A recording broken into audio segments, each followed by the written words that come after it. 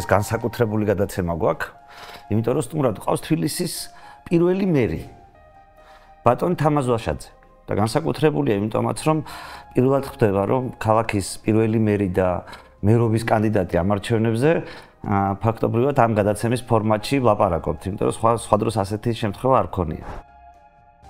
არავის მე არ ვემარცხლებოდი დედამიწის ზურზე. არავის განკარგულებას მე არ ვასრულებდი. არც ერთი ჩინოვნიკის კაბინეტში არ შევსუხარ. ყველა მოდიოდა ჩემთან. ჩვენ ვიყავით რეპრესირებული ოჯახი. ყველაზე მეტი სისხლი ჩვენი ოჯახიდან წაიღეს. ვიყავით ცნობილი ბრიგადირი მთელ საბჭოთა კავშირში. რატოა ეს სახლები ყველა ერთნაირი? სხვა სახლებს ნებართვას ვინ მიცემდა, სულ დამონებული უნდა ყოფილიყავი. სულ დამოკიდებული უნდა ყოფილიყავი მთავრობაზე.